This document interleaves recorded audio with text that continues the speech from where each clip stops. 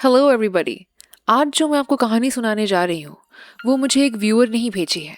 ये कहानी है उस टाइम की जब हिमांशु अपनी वाइफ और अपने बेटे के साथ नोएडा के एक अपार्टमेंट में मूव करते हैं और उन्हें धीरे धीरे उस फ्लैट में बहुत सारे पैरानॉर्मल एक्सपीरियंसेस का सामना करना पड़ता है।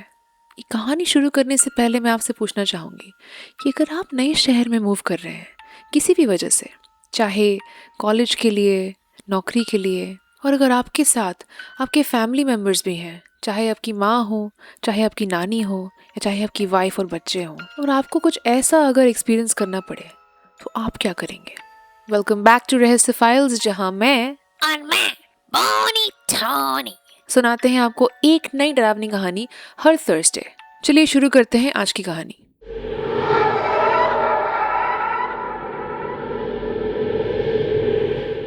नमस्ते, मेरा नाम हिमांशु है और मैं नोएडा के एक जानी मानी आईटी कंपनी में सीनियर मैनेजर हूँ। मेरी पत्नी रिया भी सेक्टर 62 यानी कि सेक्टर 62 की एक बहुराष्ट्रीय कंपनी यानी मल्टीनेशनल कंपनी में काम करती है।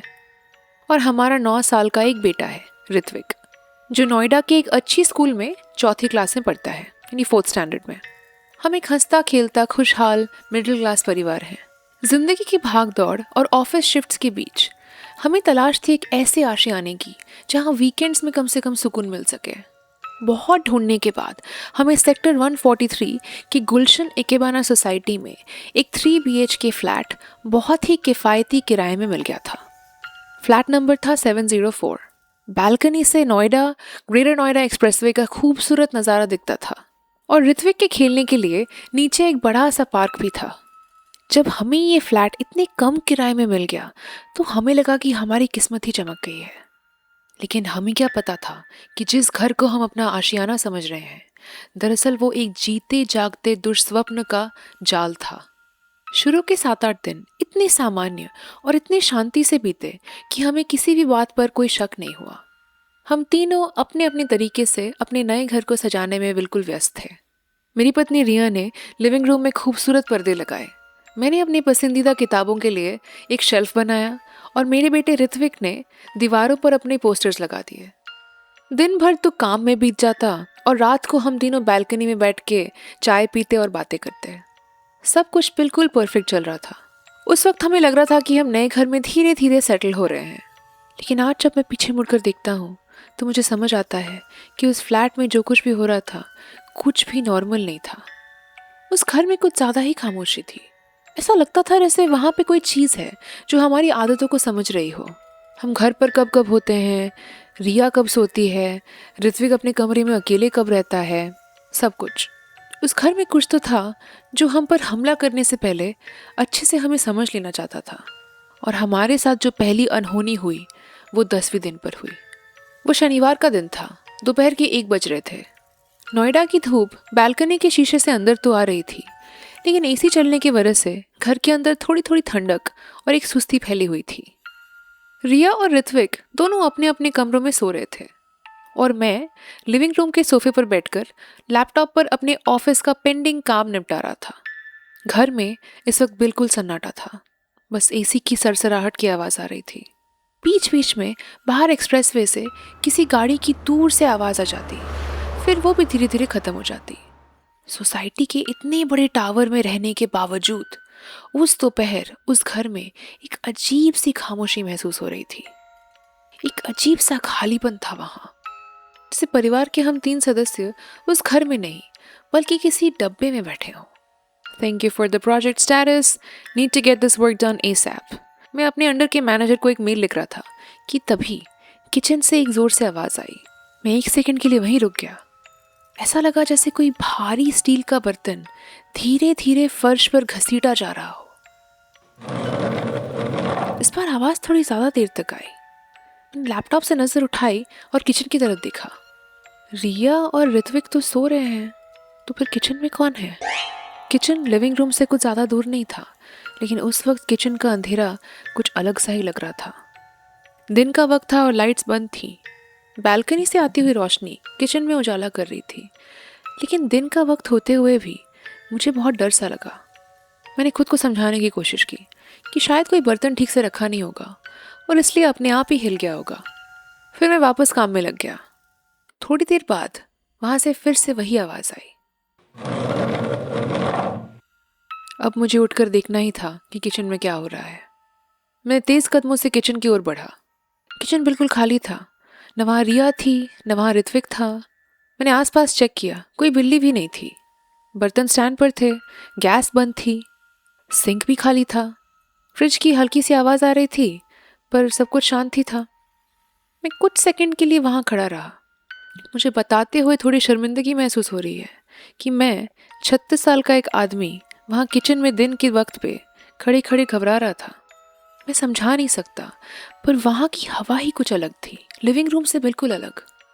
मुझे ऐसा लग रहा था कि किचन में कुछ था जो चुपके चुपके मुझे देख रहा हो। मैंने एक बार फिर अपनी नज़र पूरे किचन में घुमाई। मुझे कुछ नज़र नहीं आया और मैं वापस लौट गया। मैं ज़रा कश्मकश में था। किचन से आती हुई आवाज़ मैंने 2 बार सुनी थी। एक बार को इंसान को थोड़ी गलतफहमी हो भी सकती है, लेकिन 2 बार? मैंने फिर भी अपने आप को झूठी तसल्ली दे दी। लैपटॉप का स्क्रीन डिम हो गया था। मैंने माउस हिलाया, अपना पासवर्ड एंटर किया और वापस ज़बरदस्ती काम में लग गया। अजीब बात तो ये थी दोस्तों कि उस वक्त घर का सन्नाटा पहले से भी ज़्यादा गहरा लग रहा था, जैसे सारी आवाज़ें हमारे फ्लैट के बिल्कुल बाहर तक रुक गई हों। मैं कीबोर्ड पर कुछ टाइप कर ही रहा था कि अचानक मुझे ऋत्विक के कमरे से किसी की हंसने की आवाज़ आई। मेरी उंगलियां कीबोर्ड पर ही अचानक रुक गई। वो हंसी ऋत्विक की नहीं थी। दरअसल वो किसी बच्चे की हंसी थी ही नहीं। वो हंसी किसी बहुत ही बूढ़ी सी औरत की थी, जो धीरे धीरे कर्कश आवाज में हंस रही थी। मैंने दोबारा सुनने की कोशिश की। वो डरावनी हंसी सीधा ऋत्विक के कमरे के अंदर से आ रही थी। मेरे हाथ पैर एक पल के लिए सुन्न पड़ गए। मैं तेजी से उठकर उसके कमरे की तरफ भागा। दरवाजा आधा खुला हुआ था। ऋत्विक पेट के बल सोया हुआ था। उसके कान में ईयरफोन्स लगे थे। उसका एक हाथ तकिए के नीचे दबा हुआ था और दूसरा हाथ बिस्तर के नीचे लटक रहा था। ये साफ था कि ऋत्विक गहरी नींद में सो रहा था। मैंने पूरा कमरा चेक किया। कमरे में भी कोई नहीं था। खिड़की बंद थी। कमरे की कर्टन्स बिल्कुल सीधे लटक रहे थे। टेबल पर उसकी किताबें पड़ी थी। पेंसिल बॉक्स आधा खुला था। सब कुछ सामान्य था, लेकिन वहाँ का माहौल अलग लग रहा था। पता नहीं क्यों, मैं समझा नहीं सकता। वहाँ एक अजीब सी ठंडक थी, जबकि ऋत्विक के कमरे में एसी बंद था। एसी तो लिविंग रूम में चल रहा था। फिर भी उस कमरे में कदम रखते ही मुझे ऐसा लगा जैसे कि किसने अपना बर्फ जैसा ठंडा हाथ मेरी बिल्कुल गर्दन के पीछे रख दिया हो। मैंने धीरे से ऋत्विक के ईयरफोन्स निकाले। वो ज़रा भी नहीं हिला। मैं कुछ देर तक उसके पास यूं ही खड़ा रहा। फिर मैंने कमरे का कोना कोना छान मारा। बेड के नीचे, अलमारी के ऊपर, खिड़की के बाहर। मैंने सारी जगह अच्छे से चेक कर लिए। वहाँ कुछ भी नहीं था। मैंने अपने माथे का पसीना पोंछा और खुद को समझाया कि शायद बाहर एक्सप्रेसवे से कोई आवाज़ आ रही होगी, या शायद किसी के घर के टीवी से कोई आवाज़ आई होगी, या शायद हो सकता है कि मैं बहुत थक गया हूँ काम कर करके, मुझे ब्रेक लेने की ज़रूरत है। मैं अपने आप को ये सारी झूठी तसल्लियाँ दे तो रहा था, लेकिन मेरा मन मान नहीं रहा था। और वो हंसी मैंने सुनी तो थी, एक बार नहीं 2 बार, और वो सीधे मेरे बेटे के कमरे से आई थी। इस शनिवार के बाद 3-4 दिन बिल्कुल सामान्य गुजरे। ना तो मुझे किचन से किसी बर्तन की आवाज़ सुनाई दी, ना तो किसी के हंसने की आवाज़ आई। ऋत्विक और रिया भी मुझे किसी बात की कोई कंप्लेंट नहीं कर रहे थे। मैंने जानबूझकर रिया को उस दिन वाली बात नहीं बताई थी। मैं नहीं चाहता था कि मेरे वहम की वजह से रिया इस नए घर में डर जाए। और सच कहूँ तो मैं भी उस बात को इतनी अहमियत नहीं देना चाहता था। लेकिन उन 3-4 दिनों में घर में एक अजीब सी बेचैनी तो मुझे महसूस हो रही थी। सब कुछ ठीक ही चल रहा था। सुबह ऑफिस, शाम को घर, रात को वही बालकनी में बैठकर चाय पीना, नीचे ऋत्विक को बच्चों के साथ खेलने ले जाना, लिफ्ट में मिलते एक आध पड़ोसियों से बात कर लेना। सब कुछ बिल्कुल आम था। लेकिन फिर भी फ्लैट के अंदर मुझे एक अजीब सा डर लग रहा था। ऐसा लग रहा था जैसे 24 घंटे कोई मुझे देख रहा है। एक रात मैं बेड पर बैठे किताब पढ़ रहा था, जब अचानक रिया ने मुझसे पूछा, सुनो, कल रात को तुम किचन में गए थे क्या? मैंने कहा, कल रात नहीं तो, क्यों? रिया चुप हो गई। फिर बोली कि पता नहीं, सुबह जब मैं किचन में गई थी तो आटे वाले बर्तन से निकालकर किसी ने रसोई में आटा फैला दिया था। मैंने ऋत्विक से भी पूछा, पर मुझे नहीं लगता कि ऋत्विक उठा था रात को। मैंने तुरंत बात को हल्का करने की कोशिश की। हो सकता है ऋत्विक किचन में गया हो, उसे आटा गिर गया हो और शायद वो तुम्हें बताना नहीं चाहता हो, डर गया होगा बेचारा, बच्चा है। रिया ने हाँ में सर तो हिला दिया, पर उसे तसल्ली नहीं हुई।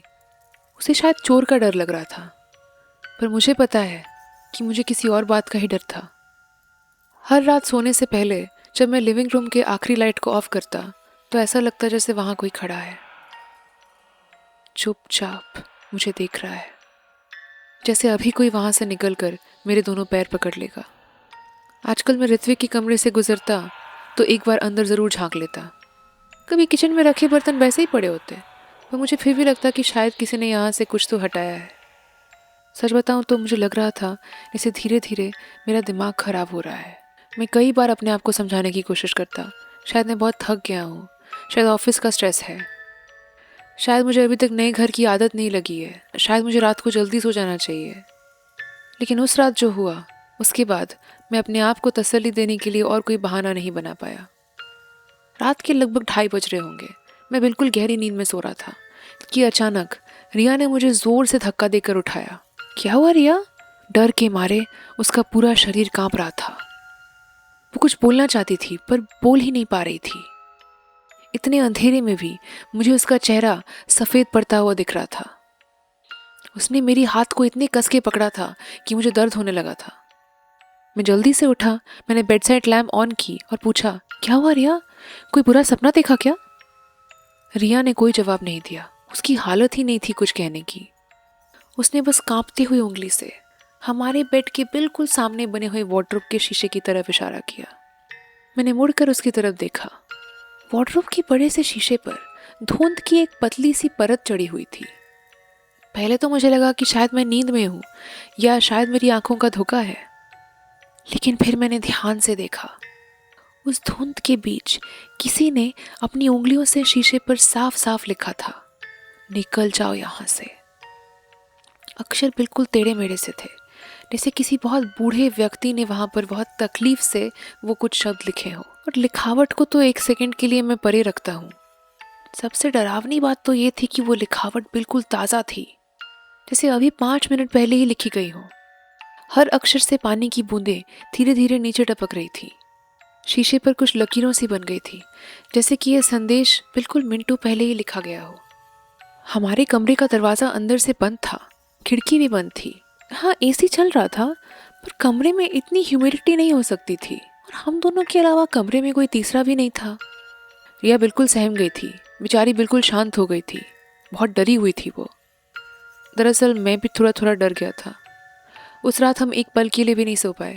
रिया ने मुझे रात भर लाइट बंद नहीं करने दिया। मैं बार बार उठकर वार्डरोब का शीशा देखता। रिया बेचारी बेड पर बैठे हनुमान चालीसा पढ़ने लगी थी। मैं भी उसके साथ बैठ गया था। आखिर में सुबह जब सूरज की रोशनी खिड़की से अंदर आई, तब शायद जाकर हमारा डर थोड़ा कम हुआ। रिया ने मुझसे सुबह कहा, हिमांशु, मुझे यहाँ कुछ ठीक नहीं लग रहा है, मुझे लगता है हमें ये घर छोड़ देना चाहिए। मैं भी अंदर से बहुत डरा हुआ था, लेकिन उस वक्त घर अचानक छोड़ देना एक बहुत बड़ा फैसला था। फ्लैट नया था, हमने पहले से एडवांस भी दे दिया था, ऊपर से इतना सारा सामान मूव करने का खर्चा, वहाँ से ऑफिस नज़दीक था, ऋत्विक का स्कूल नज़दीक था। मेरे दिमाग में ये बहुत सारी बातें चल रही थी। शायद इसीलिए मैंने खुद को समझा लिया, और धीरे धीरे रिया को भी। रिया, हो सकता है ना कि हमारा वहम हो सकता है कि कल रात को काफ़ी ह्यूमिडिटी थी और इसी वजह से शीशे का कोई पुराना दाग उभर आया हो। अंधेरे में शायद हमें कोई गलतफहमी हुई होगी। रिया, तुम फिक्र मत करो, मैं बता रहा हूँ ना तुम्हें, एवरीथिंग इज़ अंडर कंट्रोल। लेकिन सिर्फ मैं जानता था कि ये बात मैं रिया को कम और खुद को ज़्यादा समझाने की कोशिश कर रहा था। अपनी तरकीक सोच के पीछे मैं अपना डर छुपाने की कोशिश कर रहा था। उसके बाद के 2-3 दिन फिर से बिल्कुल शांत गुजरे। धीरे धीरे मुझे लगने लगा था कि मैं वाकई में ज़्यादा सोच रहा था, लेकिन अब मुझे समझ आता है कि वो शांति, वो खामोशी, वो सामान्यता, ये भी एक छल थी। उस घर में जो शक्ति थी, वो चाहती थी कि हम वहाँ रुक जाएं। वो हमारे साथ खेल रही थी। एक शाम करीब 8 बजे मैं और रिया ऑफिस से थके हारे घर वापस लौटे। रिया किचन में पानी पीने के लिए गई और मैं अपने कमरे में अपने कपड़े बदलने के लिए चला गया। ऋत्विक अपने कमरे के स्टडी टेबल पर बैठा होमवर्क कर रहा था। घर में रोज शाम वाली आवाज़ें थी। बाहर एक्सप्रेसवे पर ट्रैफिक की दूर से आती हुई आवाज़, किचन से रिया की चाय बनाने की आवाज़, ऋत्विक का अपना होमवर्क करते हुए आमतौर पर अपने आप से बातें करने की आवाज़। कि अचानक ऋत्विक बिल्कुल चुप हो गया और उसके चुप होने के तुरंत बाद ऋत्विक के कमरे से एक ऐसी चीखने की आवाज़ आई कि मैं और रिया बदहवास होकर उसकी कमरे की तरफ भागे। ऋत्विक फर्श पर एक कोने में ठिठक कर बैठा था। उसकी कॉपी टेबल से नीचे गिर गई थी। पेंसिल भी उसके हाथ से छूटकर दूर पड़ी हुई थी। उसका चेहरा बिल्कुल पीला पड़ गया था और उसकी आंखें कमरे के एक कोने में जमी हुई थी। वो छत के उस कोने को देख रहा था जहां दो दीवारें मिलती हैं। मैंने भी ऊपर देखा, कमरे की लाइट जल रही थी। फिर भी उस कोने में एक अजीब सा अंधेरा जमा हुआ था। वहां कोई अजीब सी परछाई नजर आ रही थी। वो परछाई आम नहीं थी। रूम में पंखा चल रहा था, ट्यूबलाइट ऑन थी और पर्दे बंद थे।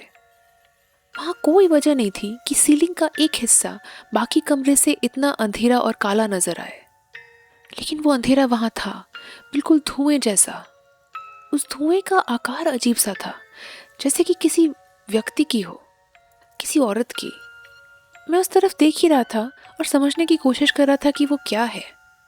कि उस काले अंधेरी आकृति से दो लाल आंखें उभर आई। वो आंखें चमक नहीं रही थी, वो जल रही थी और वो आंखें सीधा ऋत्विक को देख रही थी। ऋत्विक डरते आंखों से सीधा उसे देख रहा था। वो हंसने की आवाज़ वहां से दोबारा आई। उस पल मुझे पहली बार अपने बच्चे के लिए खतरा महसूस हुआ। जब तक बात मुझ तक या रिया तक थी तब तक मुझे बर्दाश्त हो भी रहा था, लेकिन अपने बच्चे को खतरे में देखकर मैं काफ़ी डर गया था। रिया ने चीख कर ऋत्विक को पुकारा। जैसे ही रिया की आवाज़ उस कमरे में गूंजी, वो काला साया एक पल के लिए सिकुड़ा, फिर सीलिंग फैन की तरफ खिंचता हुआ ऊपर गया और एक पल में गायब हो गया। अब कमरे में कोई नहीं था, लेकिन ऋत्विक बहुत डर गया था। उसका पूरा शरीर कांप रहा था। उसने दोनों हाथों से अपने कान बंद कर लिए थे और बार बार सिर्फ एक ही बात कह रहा था, पापा, वो दादी मुझे लेने आई है, वो मुझे लेके चली जाएगी। उस रात ऋत्विक को बहुत तेज़ बुखार रहा। वो पूरी रात नींद और बेहोशी के बीच में बड़बड़ाता रहा। कभी कहता वो छत पर बैठी है, तो कभी आंखें खोलकर कमरे के कोने में देखने लगता। अब पानी सर से ऊपर जा चुका था। ये बस हमारा वहम नहीं था। हमारे घर कोई बेहद खतरनाक ताकत मौजूद थी। अगले ही दिन मेरे एक लोकल दोस्त की सिफारिश पर हमने नोएडा के एक बहुत ही सिद्ध और पहुंचे हुए पंडित त्रिलोकीनाथ जी को अपने फ्लैट पर बुलाया। पंडित जी जैसे ही हमारे फ्लैट के मुख्य दरवाजे पर पहुंचे, वो कुछ ठिठक गए। उनके चेहरे का भाव बिल्कुल बदल गया। उन्होंने अपनी माला निकाली और कुछ मंत्र बुदबुदाते हुए फ्लैट के अंदर कदम रखा। पूरे घर का चक्कर काटने के बाद वो जाकर लिविंग रूम में बैठे। उनके माथे पर चिंता की गहरी लकीरें थी। उन्होंने हमसे कहा, हिमांशु बेटा, इस फ्लैट में जो ऊर्जा है वो बहुत पुरानी और बेहद नकारात्मक है। वो कहना चाहते थे कि इस फ्लैट में एक बहुत ही बड़ी नेगेटिव एनर्जी है। इस फ्लैट में किसी की अकाल मृत्यु हुई है और उसकी आत्मा बेहद क्षोभ और क्रोध में है। वो जो भी है वो इस घर को अपना मानती है और तुम लोगों की मौजूदगी उससे बर्दाश्त नहीं हो रही। पंडित जी ने हमें बताया कि इसका उपचार करने के लिए एक शांति पूजन और शुद्धिकरण करने की ज़रूरत है। ये कहकर उन्होंने मुझे और रिया को एक लंबी लिस्ट पकड़ा दी और वहाँ से निकल गए। पूजा अगले दिन थी, इसलिए मैं और रिया पूजा की सामग्री खरीदने के लिए बाहर चले गए। उस रात को भी हम ठीक से सो नहीं पाए। हम बस अगले दिन का इंतज़ार कर रहे थे। अगले दिन पंडित जी घर पर आए और घर के बिल्कुल बीचों बीच उन्होंने हवन शुरू किया। जैसे ही हवन में अग्नि प्रज्वलित हुई और मंत्रों का उच्चारण तेज हुआ, घर का माहौल बिल्कुल भारी लगने लगा। ऐसा लग रहा था जैसे हवा में सांस लेना मुश्किल हो रहा हो। पूरे घर का वातावरण बिल्कुल बदल गया। लेकिन अचानक ऋत्विक के कमरे से जोर से खिड़की खुलने और बंद होने की आवाज़ आई। मैं उठकर ऋत्विक के कमरे की तरफ भागा। मैंने उसकी खिड़की बंद कर दी। फिर हमारे कमरे की खिड़की से आवाज़ आई। मैं वहाँ भाग कर गया। मैंने देखा कि हवा ना होने के बावजूद भी बार बार हमारी खिड़की अपने आप खुल रही है और बंद हो रही है। मैं बहुत डर गया था। मैं वापस हवन में जाकर बैठ गया। रिया भी बहुत डर गई थी। पंडित जी ने मंत्र बंद नहीं किए थे। धीरे धीरे हमारे घर के सारे दरवाजे और खिड़कियाँ खटखटाने लगे। फिर अचानक रसोई से आवाज़ आई। एक बर्तन गिरने की। ऐसा लग रहा था जैसे वहाँ खड़े होकर कोई एक एक कर सारे बर्तन ज़मीन पर गिरा रहा हो। ऋत्विक डर के मारे रोने लगा और रिया ने उसे कसकर गले लगा लिया। पंडित जी ने अपनी आंखें बंद रखी और मंत्रों का जाप और तेज कर दिया। लगभग 1 घंटे के इस भयानक जद्दोजहद के बाद अचानक घर में बिल्कुल शांति छा गई। खिड़कियों और दरवाजों का हिलना बंद हो गया। रसोई से भी कोई आवाज़ नहीं आ रही थी। पंडित जी ने अब राहत की सांस ली। उन्होंने पूरे घर में गंगा जल छिड़का। हमारे मुख्य द्वार पर एक विशेष सिद्ध रक्षा कवच बांधा और ऋत्विक के गले में एक ताबीज़ पहनाया। मैंने इस नकारात्मक शक्ति को अभी के लिए शांत कर दिया है और वो शक्ति इस रक्षा कवच के आगे नहीं आ पाएगी। अब तुम लोग चैन से यहाँ रह सकते हो। हमने भी राहत की सांस ली और पंडित जी की इस पूजा का असर हमें अगले कुछ दिनों तक दिखा भी। अगले पूरे हफ्ते हमने घर में कुछ भी नकारात्मक महसूस नहीं किया। कोई आवाज़ नहीं, कोई साया नहीं, कोई डर नहीं। ऋत्विक की तबीयत अब ठीक हो गई थी और वो बच्चा था। बच्चे आसानी से चीज़ें भूल जाते हैं। वो वापस वैसे ही हंसने खेलने लगा था। रिया और मैं भी अब खुश थे। हमें लगा कि पंडित जी के आशीर्वाद से हमारे घर की बला हमेशा हमेशा के लिए टल गई है। हम वापस अपने सामान्य दिनचर्या में व्यस्त हो गए थे। लेकिन हमारी ये राहत बस एक छलावा थी, बल्कि पंडित जी के उस शक्तिशाली कवच को तोड़ने की पूरी कोशिश कर रही थी। और उस रात खौफ ने पहले से भी ज़्यादा भयानक रूप में अपनी वापसी की। उस रात बाहर कड़ाके की ठंड थी। उस रात हवा बहुत तेज चल रही थी और बेडरूम की खिड़कियों के शीशे बार बार हल्की सी खनक के साथ हिल जाते। उस भयानक हादसे के बाद हम तीनों अब एक साथ एक ही बेडरूम में सो रहे थे। रिया मेरी तरफ पीट करके सोई हुई थी और ऋत्विक हमारे बीच बिल्कुल गहरी नींद में पड़ा हुआ था। रात के करीब 3 बजे अचानक से मेरी आँख खुल गई। पहले तो मुझे समझ ही नहीं आया कि मेरी नींद आखिर टूटी क्यों। मुझे तो किसी ने जगाया नहीं था। मैंने रिया की तरफ देखा, वो भी सो रही थी। पर एक बात मुझे बहुत अजीब लगी कि मुझे कंबल के अंदर भी ठंड लग रही थी। पहले तो मुझे लगा कि शायद गलती से एसी ऑन रह गया होगा। मैंने हाथ बढ़ाकर साइड टेबल पर रखे रिमोट को ढूंढा, लेकिन एसी बंद था। फिर भी कमरे में धीरे धीरे ठंड बढ़ती जा रही थी। कमरे में अचानक इतनी ठंड बढ़ गई थी, मेरी उंगलियां सुन्न पड़ने लगी थी। बेडरूम का दरवाज़ा आधा खुला हुआ था। उस आधे खुले दरवाजे से लिविंग रूम की हल्की पीली रोशनी कमरे के फर्श पर पड़ रही थी। पंडित जी की पूजा करने के बाद भी रिया पूरी तरह निश्चिंत नहीं थी। होती भी कैसे? उस घर में इतना कुछ हो चुका था। इसलिए हम रात को हॉल की एक लाइट जलाकर सोते थे। मैं कुछ देर तक उस रोशनी को देखता रहा। फिर अचानक बाहर से किसी ने लाइट बंद कर दी। मुझे स्विच की आवाज़ आई। हर जगह अंधेरा छा गया। मैं सीधा उठकर बैठ गया। 2-3 सेकंड के बाद किसी ने वापस वो लाइट ऑन कर दी बाहर। मेरी नींद अब बिल्कुल उड़ चुकी थी। लाइट फिर किसी ने बंद कर दी, इस बार ज़्यादा देर तक। मुझे अब अंधेरे में सिर्फ रिया और ऋत्विक की सांसों की आवाज़ आ रही थी और अपने दिल की धड़कन की। 3-4 बार हॉल की लाइट कोई ऑन कर रहा था और ऑफ कर रहा था, जैसे कि कोई लिविंग रूम में खड़ा खड़ा स्विच दबा रहा हो। और सबसे डरावनी बात, हॉल का स्विच बेडरूम के दरवाजे के बिल्कुल बाहर था। मैं रिया को जगाने ही वाला था कि हॉल के बीच से एक बिल्कुल धीमी सी आवाज़ आई। मैं बिल्कुल जम गया। कुछ सेकंड तक बिल्कुल शांति छा गई। फिर वही आवाज़ दोबारा आई। ये बहुत डरावनी हंसी थी। इस हंसी के बाद हॉल से एक और आवाज़ आ रही थी, जैसे धीरे धीरे हॉल में कोई फर्नीचर खिसका रहा हो।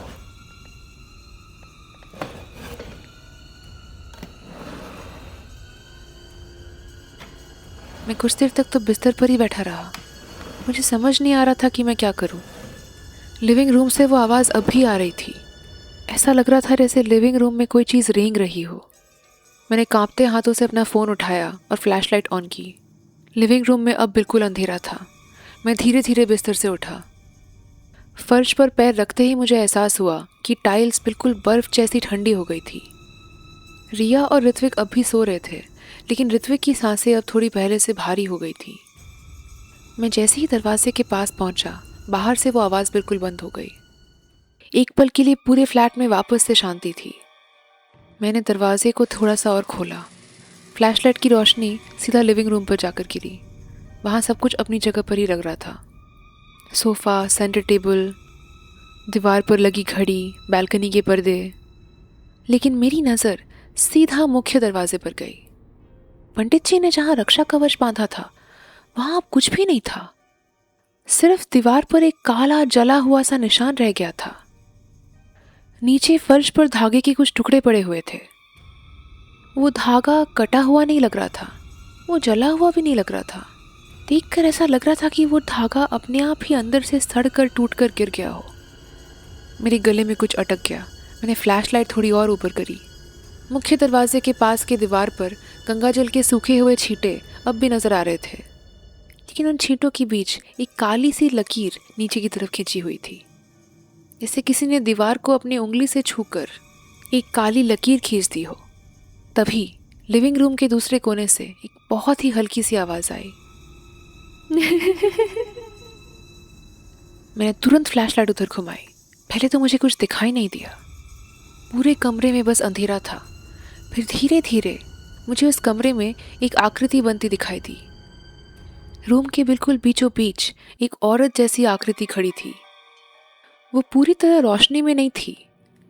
ऐसा मानो कि फ़ोन की फ्लैशलाइट उस तक पहुंचते पहुंचते कमज़ोर पड़ जा रही थी। वो सीधी खड़ी नहीं थी, उसके कंधे झुके हुए थे। सर थोड़ा एक तरफ लटका हुआ था। उसके बाल बहुत ही लंबे और बिखरे हुए से थे, तो उसका चेहरा बिल्कुल ठीक ठीक दिखाई नहीं दे रहा था। सबसे डरावनी बात, उसके पैर फर्श को नहीं छू रहे थे। वो ज़मीन से कुछ इंच ऊपर तैर रही थी। कुछ देर तक लिविंग रूम में कुछ भी नहीं हिला। ऐसा लग रहा था जैसे वो और मैं अपनी जगह पर बिल्कुल अटक गए हैं। मेरे हाथ से मेरा फ़ोन लगभग छूट गया था। मैंने उसे देखने की कोशिश की, पर मुझे सिर्फ उसकी आंखें दिखाई दी। वो बिल्कुल खाली थी, उनमें कोई भाव नहीं था, और वो मुझे नहीं देख रही थी। उसकी नज़र मेरे कंधे के पार रूम की तरफ जा रही थी, ऋत्विक की तरफ। फिर उसके मुंह से एक आवाज़ निकली, बहुत धीमी, बिल्कुल कर्कश आवाज़ में, उसे यही रहने दो। उसने धीरे से अपना हाथ उठाया। मुझे लगा कि वो मेरी तरफ बढ़ने वाली है, लेकिन अगले ही पल मेरा फ़ोन स्विच ऑफ हो गया। मेरी फ्लैशलाइट बंद हो गई और फिर से पूरे घर में अंधेरा छा गया। उसी अंधेरे में कमरे के अंदर से ऋत्विक की एक घुटती हुई आवाज़ सुनाई दी मुझे। मैं पलट कर भागा। ऋत्विक बिस्तर पर नहीं था। ऋत्विक बिस्तर से कुछ इंच ऊपर हवा में था। उसकी पीठ मैट्रेस को नहीं छू रही थी। उसके दोनों हाथ बिल्कुल अकड़ गए थे।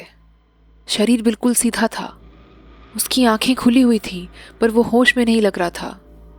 वो बेचारा चीखने की कोशिश कर रहा था, पर उसके गले से बस एक दबी हुई टूटी हुई सी आवाज़ बाहर आ रही थी। रिया उसके बिल्कुल पास खड़ी थी। वो रो नहीं रही थी, वो बेचारी चीख भी नहीं पा रही थी। उसका चेहरा बिल्कुल सफ़ेद पड़ गया था और उसकी डरी हुई आंखें बस ऋत्विक पर जमी हुई थी। फिर उसने ऋत्विक का हाथ पकड़ने की कोशिश की। जैसे ही उसकी उंगलियां ऋत्विक की कलाई से लगी, वो झटके से पीछे हट गई। मुझे समझ नहीं आ रहा था कि मैं क्या करूं। उस पल मैं ना पति था ना पिता। मैं बस एक ऐसा आदमी था जो अपने ही घर में खड़ा अपने बच्चे को किसी अनजान ताकत के हाथ में जाते देख रहा था। मेरे हाथ कांप रहे थे, सांस फूल रही थी, दिमाग एकदम खाली हो गया था। फिर अचानक मुझे हनुमान चालीसा याद आ गई। मैंने बेड साइड के ड्रॉर से हनुमान चालीसा की किताब निकाली और अंधेरे में चुपचाप पढ़ने लगा। फिर अचानक से ऋत्विक का शरीर झटके के साथ बेड पर गिर गया। मैं दौड़कर उसके पास गया। ऋत्विक बेहोश था और उसका पूरा शरीर बिल्कुल बर्फ जैसा ठंडा। लिविंग रूम से वही आवाज़ वापस आने लगी, लेकिन इस बार दूर जाती हुई। फिर बैल्कनी का दरवाज़ा अपने आप ज़ोर से खुल गया और उसके बाद पूरा फ्लैट बिल्कुल शांत हो गया था। लेकिन उस खामोशी में भी मुझे महसूस हो रहा था कि वो आत्मा कहीं गई नहीं है। उसने बस हमें कुछ देर के लिए अकेला छोड़ दिया है। सुबह होते ही मैंने बिना एक पल गवाए दोबारा से पंडित त्रिलोकीनाथ जी को कॉल किया। मेरी आवाज़ में मौत का डर सुनकर वो खुद हैरान रह गए और आधे घंटे के अंदर अंदर दोबारा हमारे फ्लैट में आ गए। जब उन्होंने मुख्य द्वार पर सड़े हुए रक्षा कवच को देखा और घर की हालत देखी तो उनका चेहरा बिल्कुल सफ़ेद पड़ गया था। उन्होंने अपनी पोथी निकाली, कुछ गणना की और उन्होंने अत्यंत गंभीर होकर मेरी तरफ देखा। उनकी आंखों में एक अजीब सा खौफ था। उन्होंने मेरे कंधे पर हाथ रखा और बेहद धीमी लेकिन दृढ़ आवाज़ में बोले, हिमांशु, अब बहुत देर हो चुकी है। ये कोई साधारण प्रेत आत्मा नहीं है। ये अब एक पिशाचिनी का रूप ले चुकी है जिसकी इस फ्लैट में बहुत क्रूर तरीके से हत्या की गई थी। पंडित जी की पहली पूजा ने उसे सिर्फ कुछ देर के लिए रोका था, लेकिन अब वो पहले से भी ज़्यादा क्रोधित थी। उसने पंडित जी के दिए हुए रक्षा कवच को अपनी असुरी शक्ति से नष्ट कर दिया था। मैंने रोते हुए कहा, पंडित जी, कोई तो उपाय होगा, कोई तो ऐसी महापूजा होगी जो इसे हमेशा के लिए ख़त्म कर सके। मेरे बच्चे की जान को खतरा है पंडित जी। पंडित जी ने अपनी झोली से एक विशेष लाल रंग की पोटली निकाली जिसमें कुछ अभिमंत्रित भस्म और एक सिद्ध काल भैरव का यंत्र था। उन्होंने उस यंत्र को लिविंग रूम की चौखट पर स्थापित किया और उस भस्म को हम तीनों के माथे पर लगाया। इसके बाद उन्होंने जो कहा वो सुनकर हमारे पैरों तले ज़मीन खिसक गई। पंडित जी ने कहा, हिमांशु, रिया, मेरी बात बहुत ध्यान से सुनो। मैं जो ये उपाय कर रहा हूँ ये कोई परमानेंट इलाज नहीं है बेटा। ये सिर्फ एक टेम्पररी सोल्यूशन है। ये भस्म और ये यंत्र उस पिशाचिनी को बस सूर्यास्त तक यानी अगले 6-7 घंटे के लिए रोक सकेंगे। वो चाहकर भी इस समय के दौरान तुम पर सीधा हमला नहीं कर सकती, लेकिन मैं तुम्हें चेतावनी दे रहा हूँ, इस घर को सूर्यास्त के पहले छोड़ दो। जो भी सामान तुम ले जा सको वो ले जाओ, बस अपनी जान बचाओ और अपनी पत्नी और अपने बच्चे को लेकर यहाँ से अभी के अभी निकल जाओ। पंडित जी की आवाज़ कांपने लगी थी। अगर सूर्यास्त के बाद तुम इस फ्लैट में रहे तो ये कवच अपनी शक्ति खो देगी और उसके बाद वो पिशाचिनी जो तांडव करेगी उसे रोकने की ताकत तो मुझ में भी नहीं है। वो तुम तीनों को तड़पा तड़पा कर मार देगी और तुम्हारी आत्मा को भी इस घर में कैद कर लेगी, लेकिन वो तुम्हें यहाँ से जीवित कभी वापस नहीं जाने देगी। जाओ हिमांशु, एक पल भी मत गवाओ। पंडित जी की ये भयानक चेतावनी सुनने के बाद हमारे पास सोचने का वक्त नहीं था। उनके जाते ही मैंने और रिया ने बदहवासी में सिर्फ अपने ज़रूरी दस्तावेज़, कुछ कपड़े और ऋत्विक को उठाया और घर का सारा महंगा सामान, टीवी, फ्रिज, सोफ़ा, सब कुछ वैसे का वैसे ही छोड़ दिया। जब हम फ्लैट से निकलकर उसका दरवाज़ा लॉक कर रहे थे तो हमें बेडरूम से ज़ोर ज़ोर से रोने की आवाज़ आ रही थी।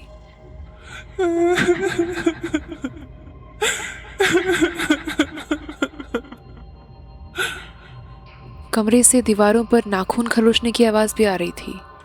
ऐसा लग रहा था कि वो शक्ति उस चौखट को तोड़ने के लिए छटपटा रही हो। हम भागते हुए लिफ्ट से नीचे गए, अपनी कार में बैठे और हमेशा के लिए गुलशन एकेबाना सोसाइटी से बाहर निकल गए। आज हम नोएडा के एक दूसरे सेफ इलाके में एक छोटे से घर में रह रहे हैं। हमारा सारा सामान आज भी उस फ्लैट नंबर 704 में बंद पड़ा है और उस मकान मालिक ने भी इस फ्लैट को हमेशा के लिए लॉक कर दिया है। आज भी जब मैं उस खौफनाक रात को और पंडित जी की उस चेतावनी को याद करता हूँ तो मेरी रूह कांप जाती है।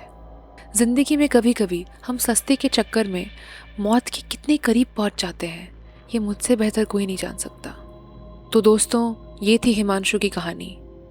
उन्होंने मुझे ये कहानी कुछ हफ्तों पहले ईमेल की थी और मुझसे दरख्वास्त की थी कि मैं ये कहानी बाकी लोगों के साथ शेयर करूं ताकि बाकी लोगों को इस तरीके की तकलीफ़ से गुजरना ना पड़े।